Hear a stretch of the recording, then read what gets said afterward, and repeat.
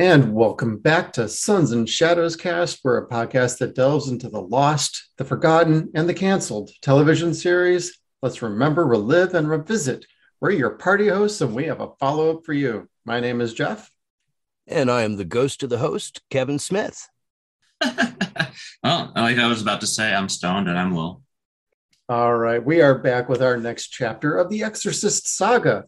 Begins with the Rance family. Angela Rance knows there's something terribly wrong with her family and in her home. Her husband is slowly losing himself after a serious accident results in a debilitating brain damage injury. Her two daughters are dealing with problems of their own. The eldest is a recluse after a car accident. The youngest hears voices from within the walls and has a very peculiar friend. As strange things develop, the family descends into madness. Desperate for help, Angela reaches out to Father Tomas in a nearby parish, who ultimately enlists the help of an excommunicated exorcist, Father Marcus, to battle an evil that is all too familiar. That's right, we're back with The Exorcist Season 1. All right, Kevin, did you ever see this show, or was this a new watch for you? This was a new watch for me. I was kind of excited to see this. I was aware of it, but this was after I cut the cable in 2016. So I want to say just after David Bowie died, I was kind of like, no, screw it. I don't need any more media. But no, it's, I didn't get to see any of this. Maybe one preview at best. Like I didn't know until last week Gina Davis was even in this. Yeah, neither did I didn't even know there was a show until you were like, hey, I want to do Exorcist for the podcast. And I'm like, there was a show? Okay, let's do it. I mean, why not? How about you, Will? I did see this actually when it was airing. I downloaded it, and yeah, it was really fascinating. It was really compelling. Like you guys said, it was one of those ones where I was actually willing to watch episode by episode rather than wait until the whole season finished and then watch. But that had an interesting effect, though, because the ones that I had only went up to episode 7. No, up to episode 8. So I never knew there was anything else. I thought that was the end of this show when Pazuzu goes into Angela, right, leaves her daughter. I thought that was just the end of the show. Oh, no. Yeah, and then my fiance Liz and I decided to watch The Exorcist, and I downloaded, and we watched that one, and then started to watch season 2. But it was immediately obvious that there was something we'd missed, something major we'd missed. And looked it up, and voila, 2 missing episodes for me. And damn, those are good episodes. Well, your pirating skills, like you missed out on 2 episodes there. Damn you, Pirate Bay. No. Yeah, when you have all these terabytes, it's easy to get lost and stuff. Oh, no problem. Yeah, to your point, like when I was watching the show after episode 8, I'm like, what are we going to do for 2 more episodes? This is the end. It was a perfect bow tie. I mean, yes, there were some loose ends, but you usually get that with these shows. Like there's always something that doesn't get wrapped up for one reason or another anyway. And it's like, you would think The Exorcist, a limited television series, maybe like we have that. We got Stephen King limited series, that are 4, 5, 6 episodes, things like that. But yeah, it kept going. Yeah, there's like 10s and 20s of the Stephen King ones. And yeah, I think I also got frustrated that I heard the show was being canceled. I just assumed it was going to be canceled, I guess. Gosh, I can't believe that, though. Just ending it on the 8th episode and like, that's it. That would have been horrible to think of the ending. Oh, if it really did end like that, I mean, it's got an ending to it. It's got a sense of finale to it. Like, oh, hey, but Pazuzu had that line of, all right, let's give them a show. And then 60 seconds later, it's like, poof, gone. It's like, wow, you didn't really give us much of a show, did you? Other than the levitating trick. That's what I assumed. It was like, okay, well, that was kind of disappointing, but that's anticlimactic. As Pazuzu would say, it's like, yeah, let's give them a show. And then after that, that's when the show really gets insane. Yeah, that is when it really takes off. That's when it stuck the landing for me. I mean, on all fronts, Father Tomas, you got Angela, you got, the mother. I mean, all of that was fantastic. The daughters were great. Like, something's wrong with mom, and I know it. It's him. And then you got like the Father Pope Sebastian coming to town and all of that with Father Marcus. I know he's not really a father at that point once he's excommunicated, but I kept thinking of calling him Father Marcus the whole show anyway. Yeah, technicalities. Yeah, right. I called him Father. I still think of him as Father Marcus. Yeah. Now, speaking of Gina Davis and whatnot, what did you think of like the other actors and actresses in the show? Did you think they were pretty well cast, and or any thoughts on that? Yeah, it's one of those things where you look at it in its finished state and you can't imagine how it could be different, but in a way, just because it works so well. Like, I thought they really meshed well. I thought the family dynamics appeared fairly legitimate. I mean, I think they all did pretty good jobs. I mean, the daughter playing the role of the possessed with all the internal struggles and all that, and her falling apart. I think one of you mentioned it while we were chatting previously about how it's perfect the way that they did the Zuzu, how his appearance as a person, as a being, kept degrading further and further it went. How he started off just like, oh, I'm a salesman. Hey, I'll give you this, whatever. And then he got more and more tattered and evil and menacing until at the very end, Angela kicks him out of her pretty monstrous demonic appearance, I'd say. Yeah, he was much more interesting looking towards the end, but I agree with you. I liked the subtle degradation as the progression of the possession went on. Yes. Yeah. I thought it was just a really good cast. It's like the whatever that woman was who wanted to be possessed and wasn't being possessed. Oh, she is wonderful. That's Kristen Fitzgerald. She was on that TV show Sirens. Okay. The comedy about the EMTs. Yeah. I want to say she was the dispatcher, and she was hysterical in that. I vaguely remember that show. I'm like, she looks familiar, but I never looked her up, so I couldn't place her. That's one I'd like us to do at some point, or at least us to watch at some point, because it's funny as shit, and Miz is in it too, so you really can't go wrong. All right. Well, Miz is in one episode. Yeah, one episode is usually enough for him. Just don't talk about Marine sequels for him. Oh, burn! He's the Marine, damn it. For like 4 movies. But as far as like, for me, I thought like Alan Ruck almost stole the show in like the first half. I think he's what carried me through the early episodes of this. Feels a little slow. It's a good slow burn until the last half, and then the last like couple episodes where it really hits overdrive for everything. But like, I thought he was bringing it for me. So it was great to see him in a role much different than others I've seen him in, which are largely comedic roles. I loved him in Spin City. I mean, I loved him in Ferris Bueller's Day Off. I mean, dude has had a hell of a career, but I was very blown away by him in this. And then just special bonus for Chris McNeil being played by the mom from Burn Notice. As far as Alan Ruck goes, I want to say he made the whole season in general. I wouldn't say it's either half. I think he brought a level of sweetness to the family. Yeah. And innocence that wasn't there because of all the deception.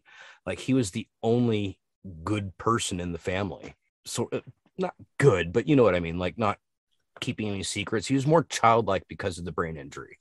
Right. Yeah. No, he was good. I think what you talked about, the family dynamics, I think the family dynamics were fantastic. I thought the 2 sisters seemed definitely feasible to be related. And I thought the mom seemed feasible to be related to the daughters. And it seemed a pretty legitimate appearance. But the dynamics were the thing that really sold it, because families have issues. Yeah, they do. Families have lots of issues. And the mom with, I mean, it starts off with her just seeming like a way overly overbearing. Yeah, overly possession, suspicious, and like wants the daughter who wasn't possessed to be exorcised to start with. And yeah, it's a really good way that they develop it, especially at the very end when Pazuzu's about to tear the dad's arms off. Yeah. I think it's Kat smashes her own knee with the hammer. Yep, that's Kat. Yeah. That was fun. I wasn't expecting that, actually. I was thinking, like, okay, now the sister's just going to go full throttle. I was wondering if that was the leg that she already had injured that was going to keep her from being able to dance ballet ever again from the car accident. Oh, that's a good point. I didn't think of that. That was why she went for that knee. It's the trick her sister's knee. Yeah. I mean, if it's already busted to shit, I mean, how much more damage can it be? That's very true. I thought the family dynamic was okay. The girls were pretty perfect. They were miscast in a roundabout way because Hannah Kasulka, who plays Casey, is actually older than Brienne Howie, who plays Kat. But they look so different as far as age goes. Right. That makes sense. Again, they had wonderful, wonderful chemistry with Alan Ruck. Like you almost felt like he cared for them like they were his daughters. Right. Yeah, and they cared for him. What I couldn't get past up to the first, 5 episodes before they lay the swerve on you, I couldn't get past Gina Davis. Yeah, I'm glad you brought that up. She is one of my favorite actors in the whole world. I love her so much. And she was just so flat in this series. And I feel bad for saying that. People are probably going to throw shit at me, but she was the worst part of the whole series. Now, that's not to say that the whole thing was bad or that she was bad. Just on that level of comparison, someone who I thought was going to be like the shebangity bang bringing it didn't until really the end. You know, it wasn't until the end of that 8th episode where she does what she does. And I'm like, there's my girl. Chefs do that, you know? Right. But no, she was just so flat. And I was very confused by her character at first. And then after the swerve where you find out Angela Rance, can we say it now? Spoiler alert. At one point, Angela's telling Father Tomas, I know this is a demon. I grew up with my mother exploiting me and taking me all over on this road like a sideshow circus, telling people that I was possessed. Father, my name is Reagan McNeil. And then it just ends. And I was like, what the fuck? Really? Yeah. Really? That's when it got interesting for a second there. That's where I was like, click. I'm like, this is fucking dumb. And I turned it back on and I kept going because that's our job. And really what you have to do with Exorcist, the series, is you have to remove anything and everything that you know about the Exorcist franchise from any of the movies. This is not a sequel to any of the movies. It's a sequel to the book. And they make that abundantly clear. So the fact that they even called the demon Pazuzu was a little bit of a surprise because that was the only thing from part 2 that they took. Right. They left out the part that anything from Legion. So anything from Exorcist 3, as far as the devil jumping into Father Karras and staying in Father Karras, did not happen. If they would have had a 3rd season, they wanted to bring elements of Legion into it, but unfortunately they got canceled beforehand. And to see the Gemini on TV might have been a little bit more interesting. Well, it probably would have been a lot more interesting than just the 90 minutes that we got of him previously. That could have been pretty interesting, the way they structured the show anyway, because they were talking about the multiple demons. For a minute, I'm like, we're going the supernatural route where we're going to be battling different demons and there's a demon hierarchy here. I mean, That's where I got a little, I don't know about this show. I mean, I don't mind that kind of thing, but it kind of felt like, boy, we're straying from the narrative we've been familiar with, even though it's a reboot, it's a remake, it's a sequel to the book. Yeah, everything's going to be different.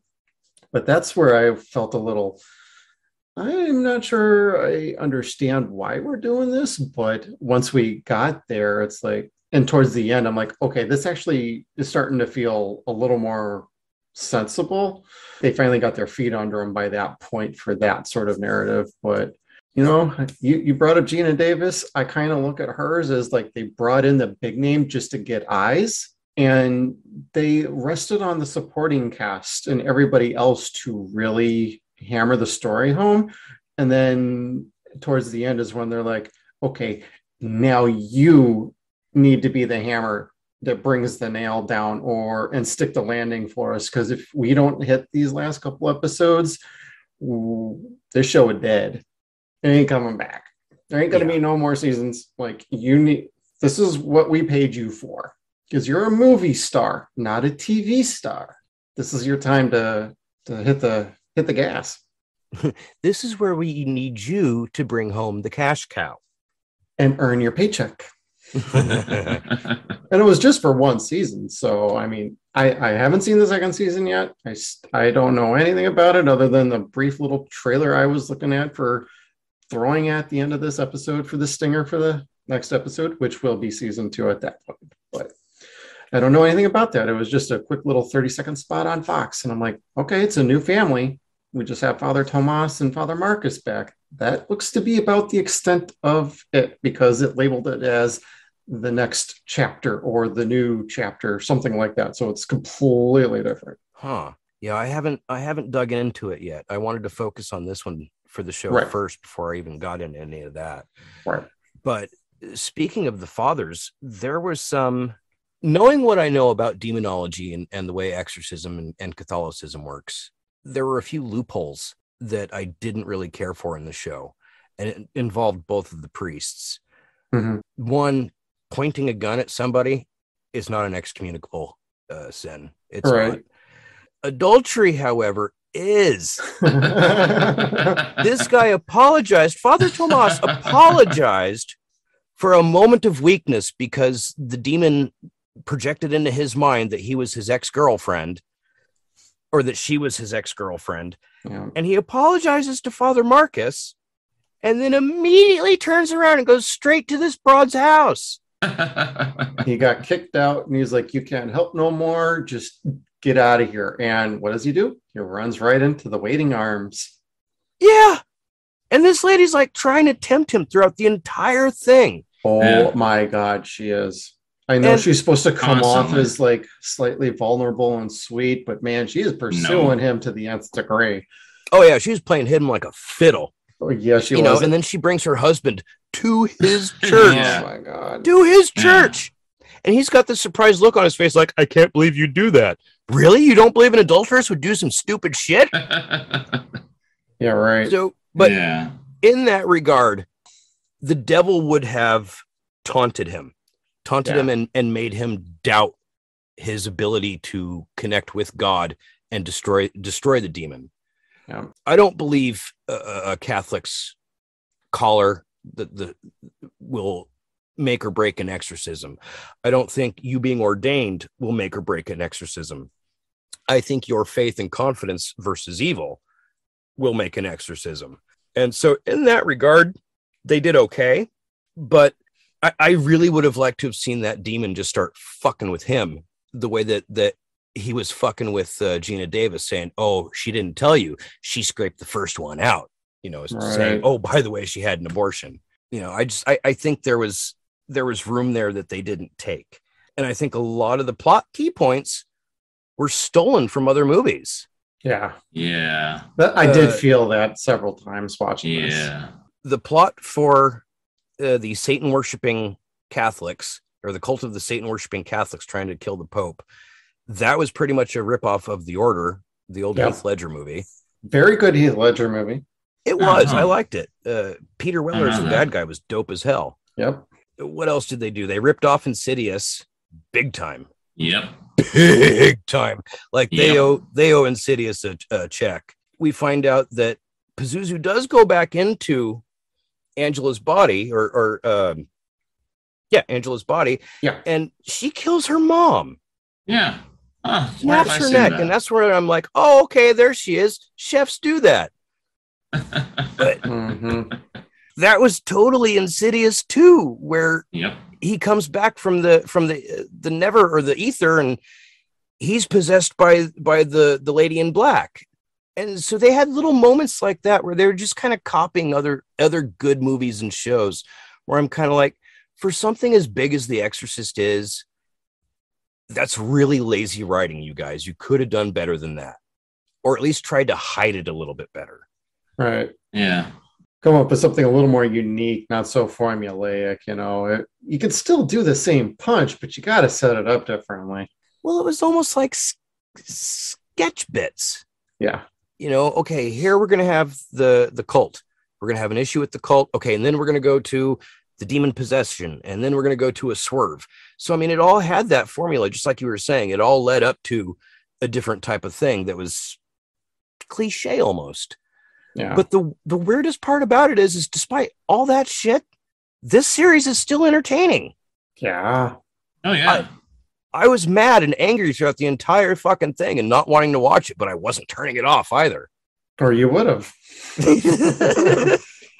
You would have been like, Jeff, I've made it to episode 6. I'm done. I can't do it. There was a lot to like about the show. I think aside from Ellen Ruck, the actress who played Chris McNeil, she really made the last half for me. She was stronger than what they made the character out to be, I think. If you've read the book and seen the first movie, Chris McNeil was not the type of mother to exploit Reagan. Right. She just wouldn't have done that. You saw in the movie and in the book how hard she tried to keep that a secret. So whether she needed the money or not, I don't see the character doing that. So they took a little bit of creative licensing with that. That's fine. It is what it is. But the actor that they got to play Chris was perfect. Sharon Gless. She was just Ironside awesome is what she was. And talking with her little relationship with Kat was cute. I wish Kat would have gotten to call her grandma once. That would have been nice. Yeah. Well, Kat even said, I never even called her grandma. Yeah. At the very end. So that was like, oh man, Pazuzu, you took something from her, not just her knee. Oh, and speaking of Pazuzu, that's another one of the things that I had a great issue with this series. Another thing I hated about part 2 is the demon Pazuzu. In The Exorcist and in Legion, whatever is possessing Reagan and Father Karras does not claim to be a demon. It flat out says, I am the devil. And Father Karras even says that. She's not claiming to be a demon or being possessed by a demon. She's claiming to be the actual devil. And I think what they'd done cinematically was more menacing than how they made Casey look when she was possessed. I mean, it was cool. It still worked, but the devil from The Exorcist just has a certain type of voice, has a certain type of look as far as the eyes go. And they did something a little bit different with the eyes. And it wasn't bad. It just wasn't the same. No, it was not. Now, I came into this series not having any real experience with The Exorcist at all in any form, book or movie, other than knowing that they existed and not being able to watch them as a kid because yada yada, and then never really going after any of it because I was old. I'm not gonna naturally go and download older stuff, and there's so much other stuff out there. I mean, we're drowning in media choices these days, so it was not something I ever really went back and looked into. Well, we didn't get to ask you last time. When did you see the first movie? Probably 2017 after watching the show. Okay. But I wasn't paying total attention to it really, and I need to go back and watch it. I need to watch the season. I need to watch the series. Yeah, tell us what you think about the movie once you rewatch it. Yeah. I'd be very curious to know, because we were talking last time about everyone kind of has, every horror fan has an Exorcist story in a way. Because like you said, nobody's parents are going to be like, hey, come watch this movie with me. Sit down on dad's lap. No, that's not going to happen. They're going to tell you to go the fuck to bed, just like we got told. So it's always like this. There's this neat story that everyone always has to the first time that they see The Exorcist. Yeah, I mean, technically I was probably in the middle of playing a computer game or something. And it was just kind of on one of the other two monitors. And I was hearing it, and seeing it out of the corner of my eye, and glancing at it, but not really paying a ton of attention. And that's the same way that I saw this series originally too, which is probably part of why I was just like, oh, okay, well, let's finish, whatever. I tried to do that. I just couldn't. Like, for as much as I was bitching and complaining, I was just too focused on what was happening to like play a game on my tablet right in front. Yeah, I couldn't even like be on my phone or anything while I was watching. I mean, only during like I think it was episode 3 where I was like super tired and it was already like close to midnight. Was I like, oh man, I'm dozing off, and then I wake up and there's like 5 minutes left. I'm like, okay, I'm gonna rewatch this tomorrow and not feel like I missed anything, because that's where Casey kills the guy on the subway or mauls him. That was dope. Yeah, that was an amazing sequence. I loved the lead up to that, and getting to see her being tormented. And Pazuzu's like, hey, we can take care of this. Like, That was, for lack of a better term, fairly realistic. And some of the things like that in the show were that's one of those top things for me, is like they did like the action and like the physical and practical effects like exceedingly well. Yeah, I thought so. The jaw for 2016 was amazing. The what? Where she yanks his jaw and breaks it like a paper towel. Yes. Oh God, amazing. Right? Oh. Yeah. I was just like, oh, that's what we're getting out of this show. All right, here we go. Yeah, that's kind of where they had me. I mean, and then the show escalates quickly enough. Like, I mean, if you're not going to be bored watching this series after come the first episode, it gets going already.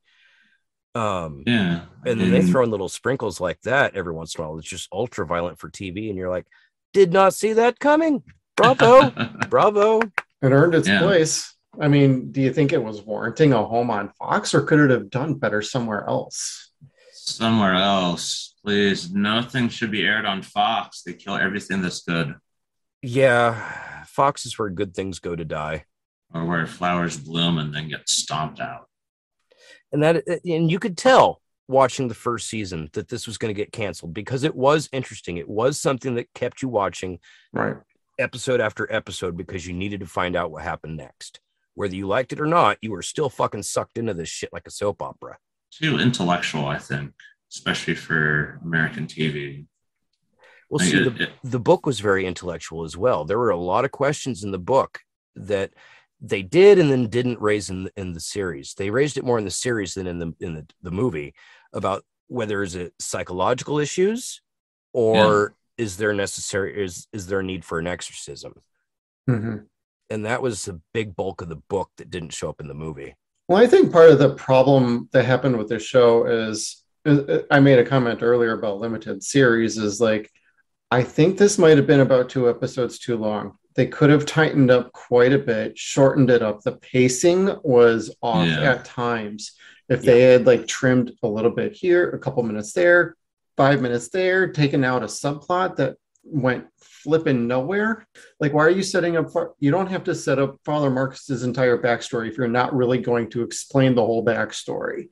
You can give us a little bit of that, like when you introduce him to us, but you don't have to keep on it the whole show, because towards the end, his whole focus is on the actual plot. You're still trying to shoehorn more of that in there. So, I mean, there's things you could have taken out, and it would have made the show a little bit move along a little bit clippier and not so dragged out at times. That's one of my personal issues with the show. And, just some of there was some other things that just drove me crazy at times, like the formulaic setups from other shows, movies, whatever. There's times I'm like, okay, all right, I see where you got this from. I see what you're doing. And okay, I guess that's what we're doing here. I call that fan service for, if you're into anime, wrestling, or whatever, you throw something to the fans and hope that they are like, hey, that's cool. But a lot of us that are not new to this are like seeing it somewhere else that did it 10 times better, and it feels like you're ripping it off. Yeah. Yeah. One reason why I thought it was going to get canceled and gave up on it was because of how slow of a burn it had to get into like the actual part where she rips the guy's jaw off. Right. Like, I think a lot of people probably may have watched the first episode and then given up because, I don't know. And see, I don't get that, because it had me. It had me at the first episode. I was like, this could be fucking cool. Yeah, there was enough there to hook you. There wasn't enough to convince you, though. Because to everybody's point, like, there was an episode. It wasn't the first one that convinced you this was a show to stay with till the very end. I usually give shows 3 to 5 episodes to really hook me. You can hook me, but you got to keep me. So after 3 or 5 episodes, if I'm not feeling it, I'm not going to finish. And I do have plenty of shows that I have done that with. And some I've stuck with and then treated me like crap in season 7 and 8. So we don't have to go down there. Imagine what that might be. A couple hacks. Yeah, a couple slashes. Nope, I don't know what you're talking about. Yeah, I have no idea what you're talking about. Winter is not coming. Dragons aren't coming. Anyway. Well, speaking of loose ends that didn't get tied up and made the series too long, I think one of the things that could be easily cut away would have been Father Tomas's affair, because it had no bearing on the finale whatsoever. No, it really didn't. Yeah, so to me, that's just chewing up time, which I guess was their plot or their point. And what was the other thing that was just, Maria Walters, the rich Satan worshiping lady. Did you guys catch who her husband was when Tomas's nephew went into the room?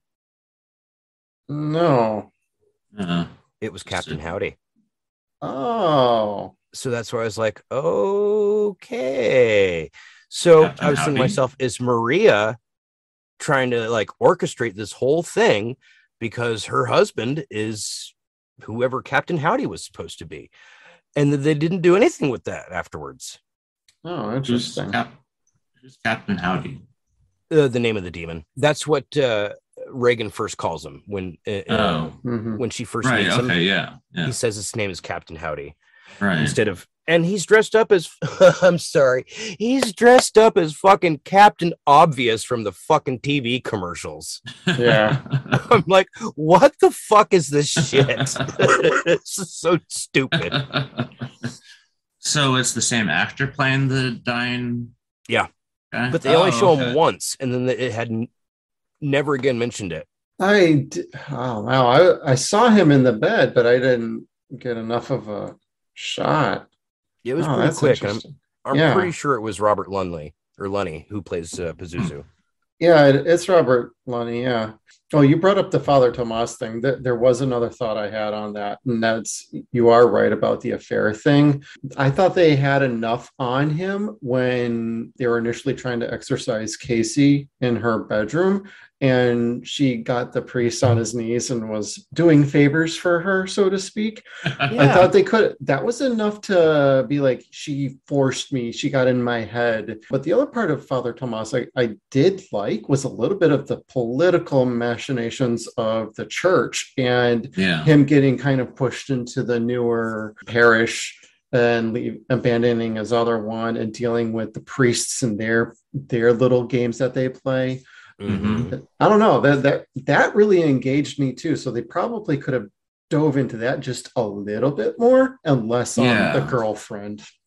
I would have loved to see more about Father Bennett and Father Marcus. And I liked Father or Brother Bennett. Yeah, he was pretty cool in my book. Like, he's another badass. Like, when he could fight or had a chance to, he was throwing some hands. Yeah, that was a really cool point when he just started actually showing his power as the guy above Marcus. Right. And that there's a reason he's above Marcus, and that because he was Marcus maybe at one point. I don't know. No, Kevin is disagreeing. Kevin's shaking his head. Okay, so his politicalness, him trying to save the church, I liked Bennett in that regard, but what happened to him I didn't care for. Right. In the series, Bennett tries to go to the one cardinal that he does think he can trust, and it's the one that he absolutely cannot. Right. And so he sets him up to find out who Father Marcus and who Father Tomas are. He's asking for names. Who are the names of the people who are still loyal to the church? And he starts getting this funny feeling and look on his face. And he looks at the two guys sitting next to him and he's like, oh, I just got had.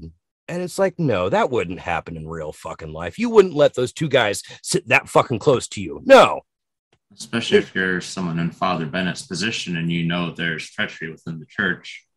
And why would you just blindly trust, oh, okay, I'm just going to sit here in the most uncomfortable position ever in a limo where there's definitely room for the other guy to be sitting over there by the cardinal.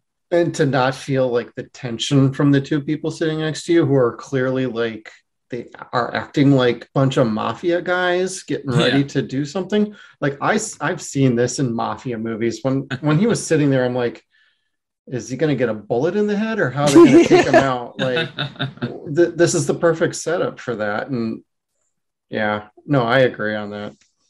I did like him though. I liked him. The excommunicating of Marcus was really stupid to me. Oh my God, right? Yeah, but that was dumb. The faith and help that Bennett gave Marcus, I really enjoyed that aspect of it. Yes. You know, him secretly helping him even though he's not supposed to. I really liked Bennett for that. It was almost like Q and James Bond.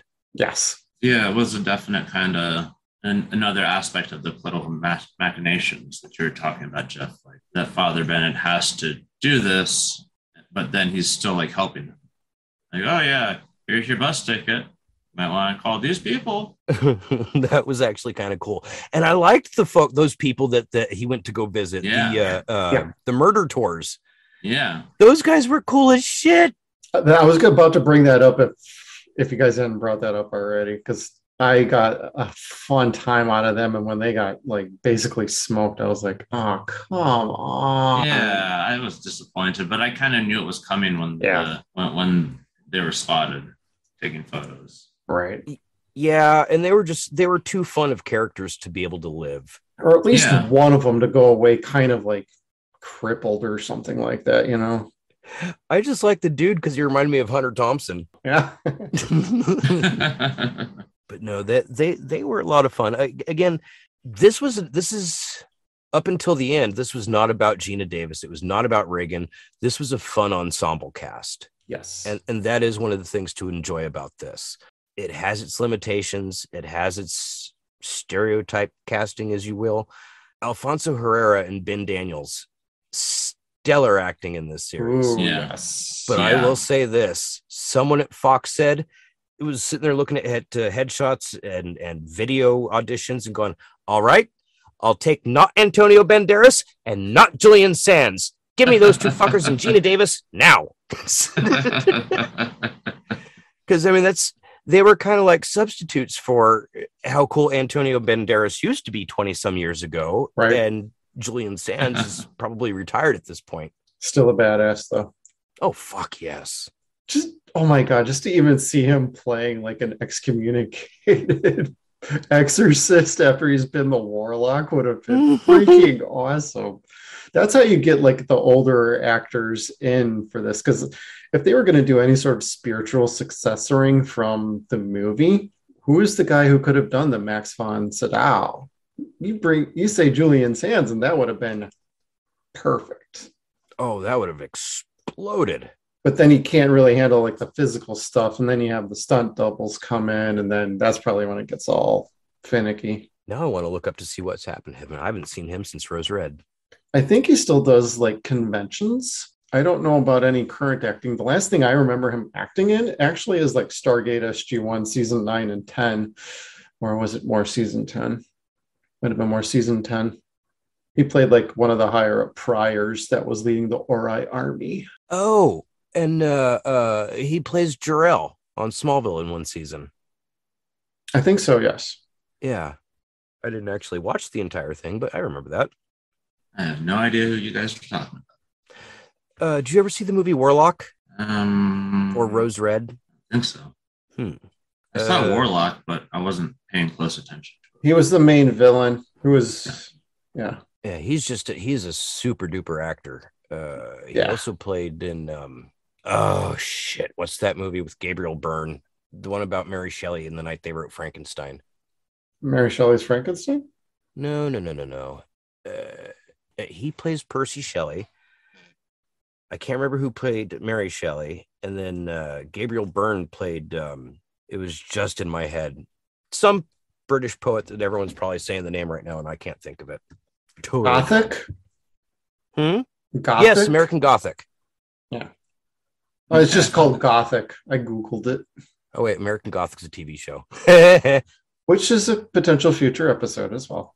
I don't think I've ever seen Gothic, though. I need to check that out.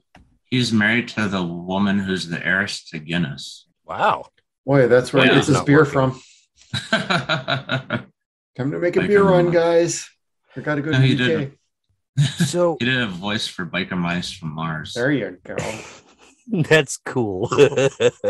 So after the swerve, after you guys found out that Angela was really Reagan, how did you guys take that?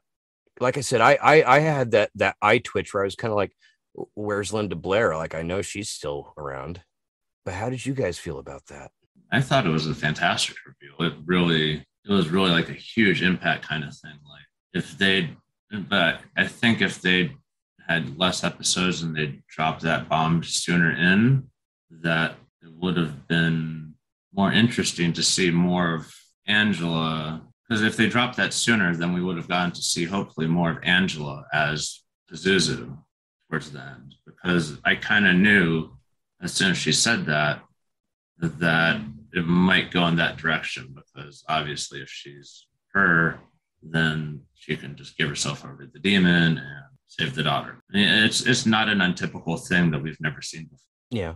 But then when Pazuzu actually takes her over, I thought that was really interesting. And that they could have done a lot more with that rather than just the little bits that they did and then her tormenting her the family. I liked the things that they had her do once she was possessed. I just wish they would have been a little bit more grandiose with it. You know, I mean, if nothing else, the devil is a showman. Exactly. I thought it was kind of weird that all he'd want to do is just torment this family in their house and not be involved with the plot against the Pope somehow, or... Well, he seemed to get involved at the end, like, what? Because when he showed up as her walking in, he's like, what are you doing around here? Like, no, you all bow down. I'm in charge around here now. And basically just took over the operation at that point. But it didn't seem like he was like all that interested in like Pope Sebastian. He was like, no, I've got revenge on my mind. The one I had got away from me, was expelled from her 40 years ago. I'm here for payback. And that's ultimate goal number one. After that, then we can maybe talk about what kind of chaos you guys want to wreak havoc on around here. But for me, when that reveal happened, I actually kind of sat up and my honest opinion was, oh shit, really? I was actually pretty surprised by that. But I stopped watching that night. That was the last episode I watched that night. And then as I thought about it, I'm like, I could see where they're going with getting the demon out of the daughter, but there's still quite a few episodes left. What left is there? And so, it did make me a little curious, like, are we going to meander on this a little bit? But thankfully we didn't really meander on it too much. The mom came back, or grandma, Chris McNeil came back. We got some backstory. We had some old, like, fake flashback footage of like the TV show that she was on. So that was a nice little kind of melding of the two worlds there. So ultimately, I think that was a hit. But at first I was like, oh shit. And then, well, what are we going to do now? And at least they were able to pull it through for me. One of the things that I was 50-50 on is, of course, I mean, I would have loved to have seen Linda Blair come back and play Reagan again. But that swerve, which was necessary to the series, would not have worked. No, you would have known right away. Yeah. So, I mean, you have to forgive the fact that they didn't cast Linda Blair in this. Otherwise, the story would not have worked. I almost would have maybe recast her as like the mother, Bernadette, I think her name was. I would have had, if you're going to do a cameo with Linda, at least get her into the show. I would have had her as Mother Bernadette, where she doesn't actually say anything. And you're kind of wondering, she looks familiar. And you don't reveal the name until the end credits. Like, you don't actually front load the credits and say, Linda Blair appearing. And you don't tell anybody, secret cameo. And then after that, you can be like, yep, she's in it. That reminds me, Mother Bernadette and the sisters. So they teach Father Marcus that there are different ways to perform exorcisms. What they do basically is they forgive the demon. They love the demon. So when you first see Mother Bernadette, she lets this possessed guy just fucking rock her in the face and knock her down. And she just gets up like, hey, I forgive you. It's part of the job. Yep. And she gives him a hug, and that soothes the demon at that point. And eventually the next they keep doing that as far as forgiving the demon, telling the demon, it's not your fault. You are still one of God's children. It eventually leaves the guy. But the whole time I'm sitting there watching her fucking, reach out, give me a hug. Give me a hug. I wasn't just thinking about fucking Dr. Evil on one hand. All I could think about was Ernest Scared Stupid. Oh my God, right? Somebody was watching Ernest Scared Stupid and said, you know what? Miak. We need to get Bulgarian Miak for this fucking show. Miak gets rid of demons. I'm like, they ripped off Ernest. They fucking ripped off Ernest. Hey, if you're going to rip off something good, you got to rip off something good. Oh, God. I've been waiting a week to tell you guys that. It's Miak. I'd say that revealing who she is probably kept my interest more because I was getting pretty bored of the daughter's possessed. Oh, we're trying to exercise. Oh, it's not working. Oh, yada, yada, yada. It was the whole storyline about the younger, quote unquote, daughter being possessed was kind of reaching its limits for my interests, my ADDism. But when she was revealed, and I did know who she was, just even though I hadn't seen The Exorcist, I knew what the name meant. And that was like a huge interest bomb. Because I knew that it was going to make the story much more fascinating and intricate, because this was a whole new level being added to it. Well, it certainly brought it home as far as for Exorcist fans. I think it certainly excelled at that as far as making it relatable. You're like, right. Oh, okay, now I feel like I'm at home now. It's the McNeil family. Right. I mean, that took me an episode to get used to, because at first, again, I'm like, how the fuck do you jump the shark by going back to the source material? Right. Really, because the first half didn't bother me. I was still entertained one way or the other. Like, oh yeah, that's the way possessions happen. And again, like we talked about last time, where the movies made it seem like the possession took a week, 2 weeks and stuff. The TV series, you were able to tell this is something, possession or exorcism is something that takes place in a matter of weeks to months. Oh yeah. And it takes multiple exorcisms.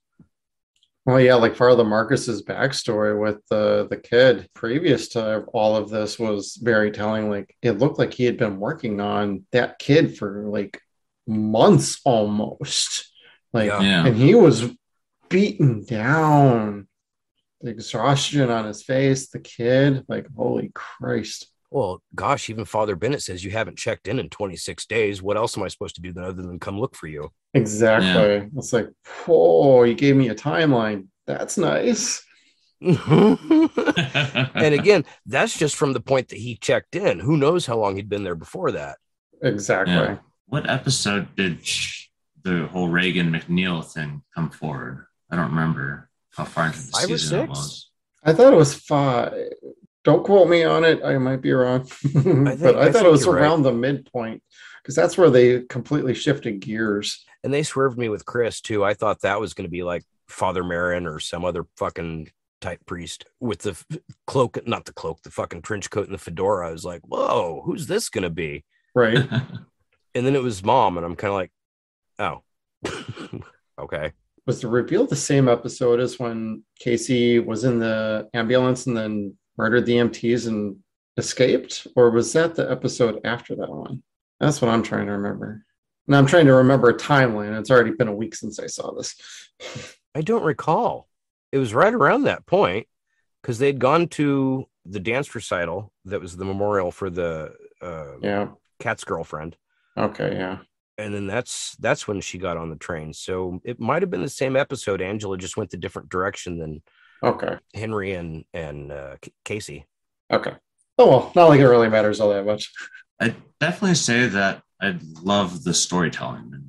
I mean, while I do think it could have been a bit faster in the build-up to Angela Rand's disclosure and then everything that followed from that, it was still very good storytelling. And even though it was not slow, but not as captivating, I would say. In the first few, it was still really good storytelling, and the characters were really there. And then there were the effects, and they were really good effects too. Instead of just like a new series with explosion, lens flare, and then the characters are just there as like a prop to the effects. And that's one reason I cut the cord ages ago. Now, did you guys think that the final scene with the Rance family, was that added in last minute? I'm thinking it was. It very much seemed like it. It felt like a make good after a test audience said, that's way too... Yeah, because they leave you feeling like Reagan gets her back broken in half, like Batman style. Like Bane just snapped her over her fucking knee.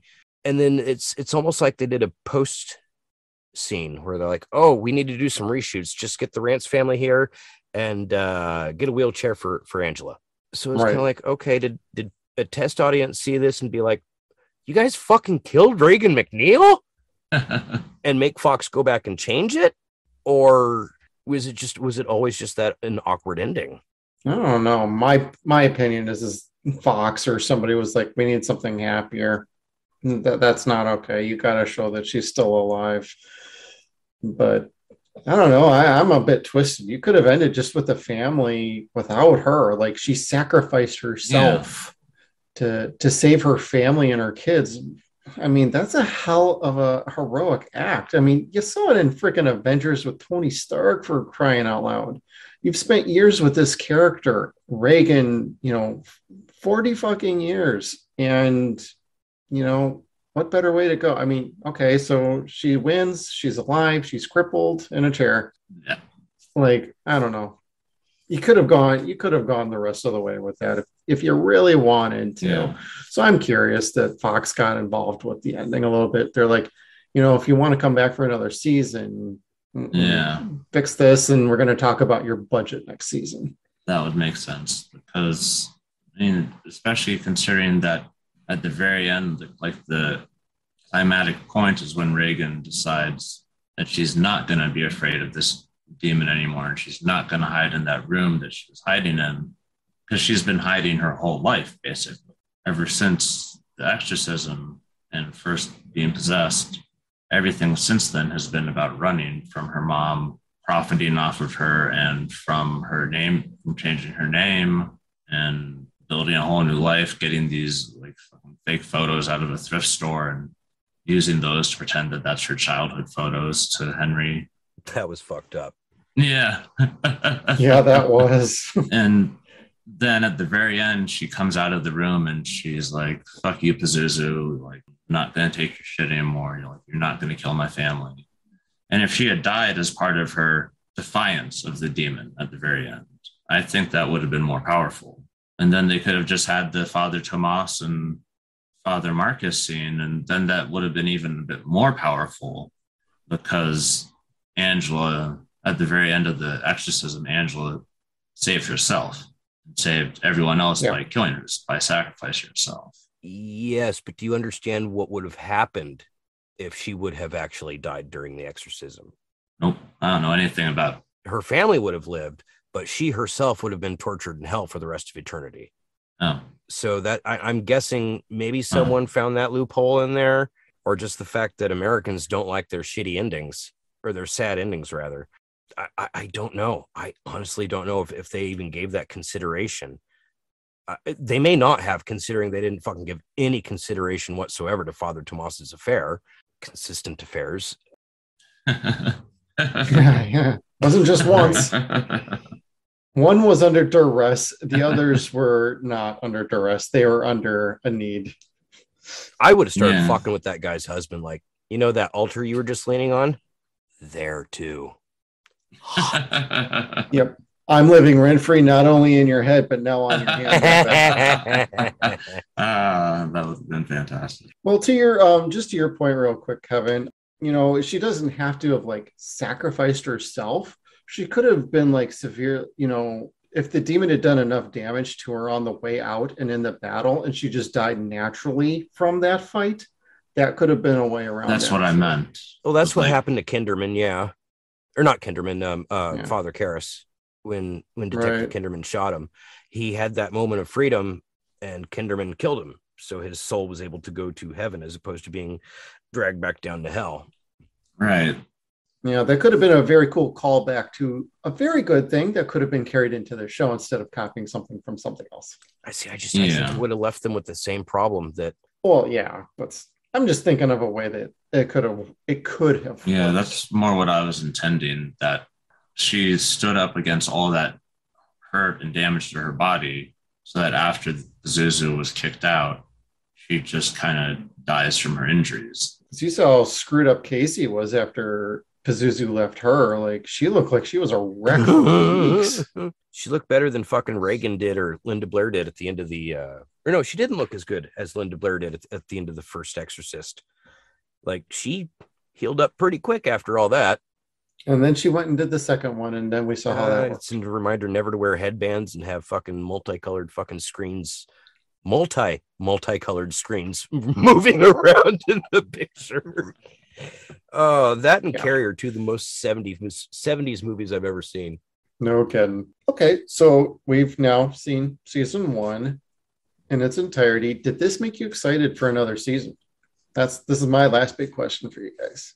I was, but that's why I never really even knew that there were more episodes, because I was excited for a new season. Like, I really, really, really wanted to see where they would go with Father Tomas, but I didn't think it would happen.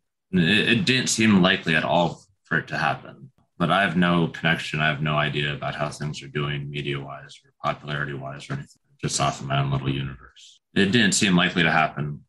But when I found out that there was a second season, I was thrilled. Like, I was super happy. Liz had to put up with me gushing about it for a few minutes over Discord. And yeah, I was super happy. I'm on the fence with it. I have a very strong morbid curiosity to see what happens next, and that's also because I know that John Cho is in the second season, and I really like John Cho. Having seen a little bit of season 2, they're off in Texas or something. Just Father Marcus and Father Tomas. I think Father Tomas is driving a pickup truck down some horrible dirt road because they have like the woman they're trying to exorcise in the truck or somewhere, and they're being chased by her husband, who's like a officer of the law or sheriff or something. Huh. The husband doesn't believe that the wife is possessed or something, and so they're doing the exorcism against the husband's will or something. We didn't get that far into it because we realized really quickly must be more to season 1. Turned it off. Yeah. So it seems like adventures of Father Marcus and Father Bennett. And that seems probably just established that they're going around doing exorcism. They're trying to do the preacher style from, what was it, AMC? Yeah, AMC, like yeah.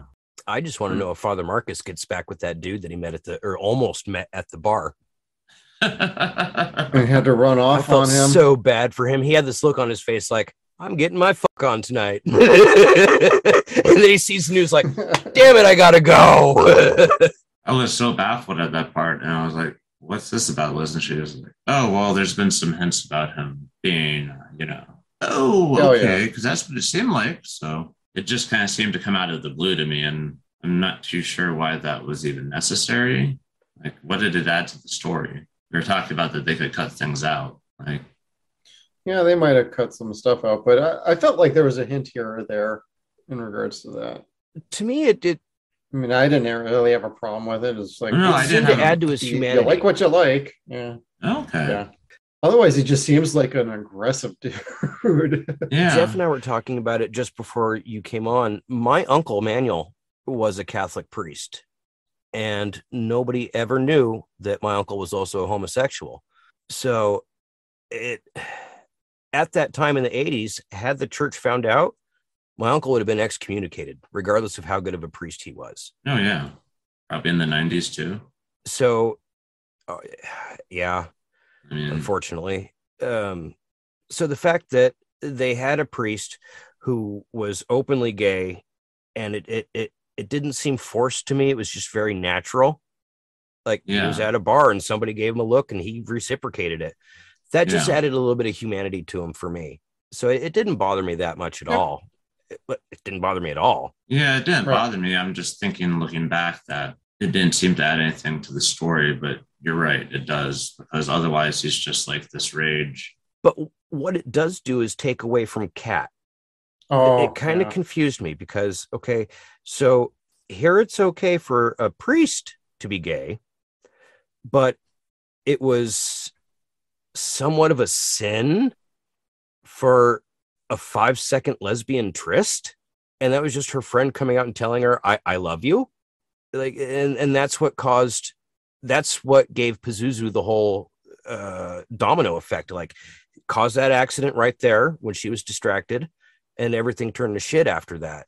So that's where I was kind of like, well, why is that not okay? But the father wanting to get his fuck on with another dude, okay. It should be okay one way or the other. And they didn't make it sound like it was bad. That like the parents were not upset that they find out that Kat had feelings for her best friend. Right. It was very natural there, but again, they made it seem like that was the problem, or that started the whole problem. And that's where I didn't like that. One thing you just mentioned, it does add another aspect to the whole thing about Father Marcus not entirely following every part of the Catholic faith. And yeah, I mean, I know nothing about the Catholic faith or anything about their procedures, or obviously I get their beliefs, but to some degree, but it's just kind of, I didn't, you were mentioning things about like, okay, well, this isn't what they would do or something. This isn't something that the guy would have been excommunicated. And I know nothing about any of that. So I think you knowing that stuff might have added something to your understanding of the movie. But me seeing that was like, okay, well, yeah, this is. I mean, you wouldn't think so, but yeah, it's not a sin to point a gun at somebody. I mean, it is once you pull the trigger, but prior to that, no. Well, I mean, he was defiling like the Bible and whatnot too. So. Yeah, but he was making a bird. I know. And honestly, which, when I was in church as a kid, I doodled in the Bible too. I mean, other people did. I'm sure everybody's kind of done something like that. But I always wanted one to hide my drugs in, like a bad guy on TV, but I don't ever have that many drugs, and I'm not going to go out and buy a Bible just to hide my fucking drugs. Okay, well, yeah. Well, that is like, who's gonna hide joints in a Bible? airtight, light-proof. Yes, but does it have Philippians 4? No, I could put it in there though. I'm not sure what a Philippian is, but I'm sure I could fit one in there. What is a Philippian anyhow? All things are possible through weed. Kevin 4:13. Do we want to get into some social media? We did have some social. Yeah, thank you, Facebook, for winning this round. Again. Twitter, gotta up your game. Aha. Ha-ha. Let's see here. Matt Montoffel? Did I say that right? Says, I thought it was fantastic, especially season 1. I fully expected to hate it. I didn't, and I did. So, it works out. Same here. I didn't expect to hate it, and I was kind of like, I can't wait for this to end. But don't end yet. Don't end. I had literally no expectations going in. I'm like, if it's a little bit gory, great. Otherwise, I expect drama. I don't know what I expected. I really don't. Maybe something more to the kin of Exorcist 4. But in the long run, at the end of the day, I'm not disappointed by this. I'll end up picking it up when it gets below $30 for 10 episodes. Hey, as long as it's not modeling after Exorcist 2, The Heretic, I think this was going to be a win. There are no locusts. But again, that Pazuzu name is just really dumb. We have Sandy Eckert from Facebook who said, I felt season 1 of the show was underrated. It extended the universe as well. Or excuse me, it extended the universe very well. It did kind of, especially if you've read the book. Not so much the movie, but if you've read the book, it does continue on from there. And it was really good in that regard. Now, as somebody who hasn't read the book like me, I have clearly not read the book. Would you call that a excellent must read if you are all things Exorcist? Exorcist is not the book you would expect it to be. It is terrifying. It is scary. Okay.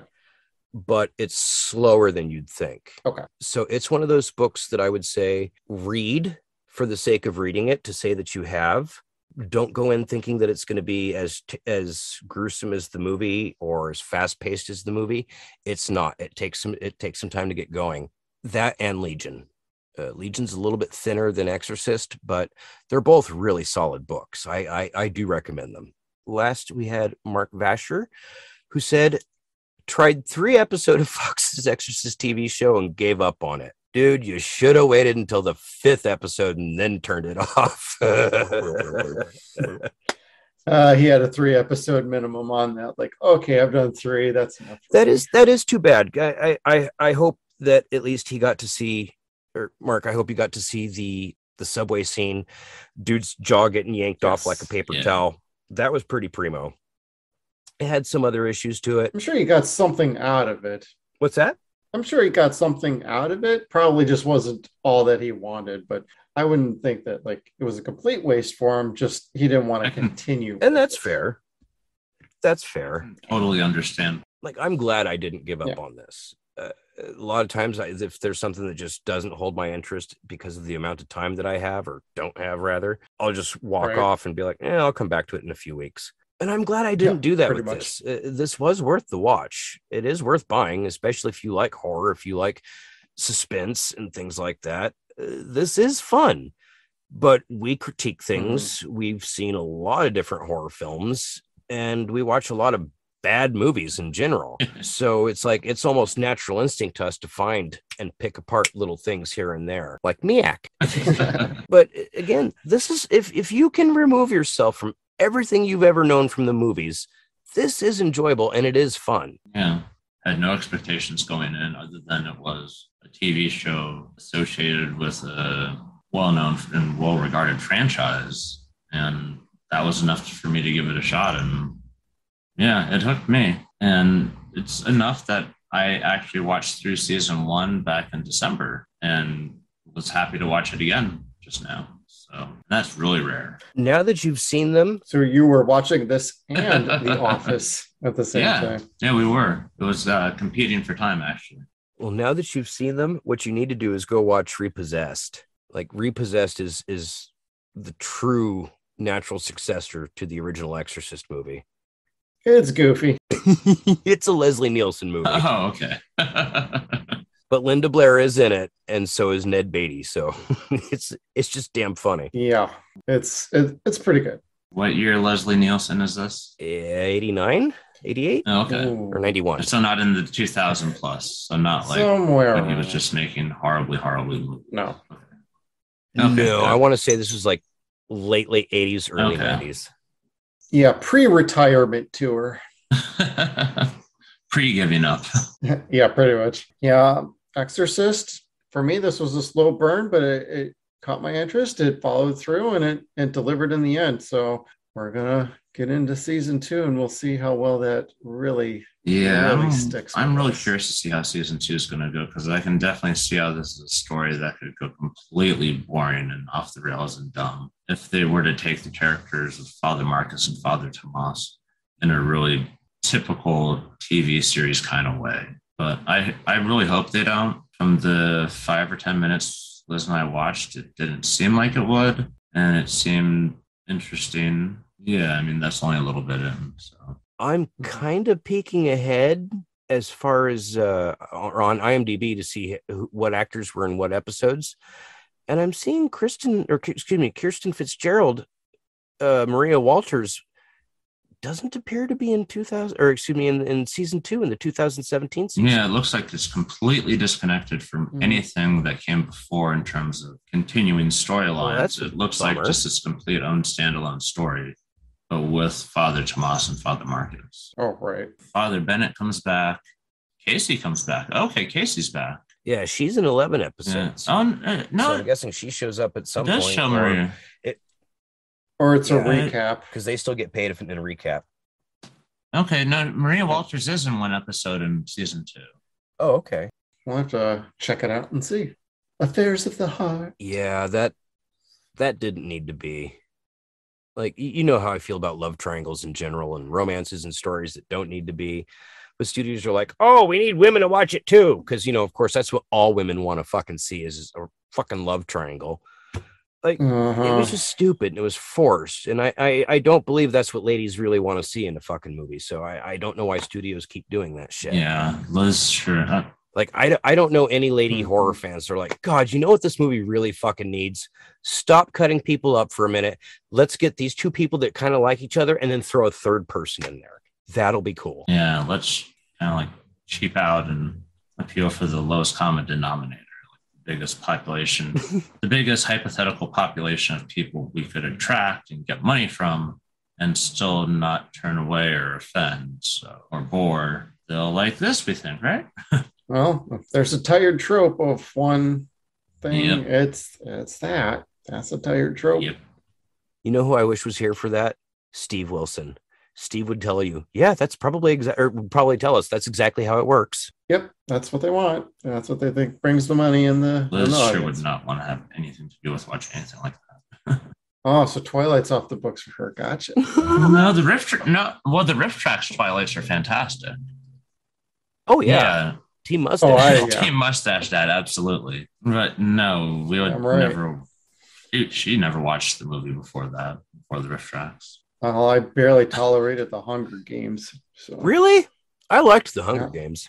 My wife makes fun of me all the time for it. I prefer Battle Royale. Shoot that motherfucker. Yeah. The riff tracks makes Hunger Games bearable, but I don't think I've watched. No, I have. I've seen the riff tracks of the first one, not the second one. Yeah, they never did one for the second. Okay. They never did one for the second one. Okay. They fucking killed Lenny Kravitz, dude. I can't believe that shit. How do you kill Lenny Kravitz? And make sure you check us out on all of our social media platforms. We got Facebook, Twitter. We are at Suns and Shadows. We're also on Instagram at Suns and Shadows Cast. We are at sunsandshadows.com. Thank you again, everybody, and we'll see you down the road. I can't wait for this to end.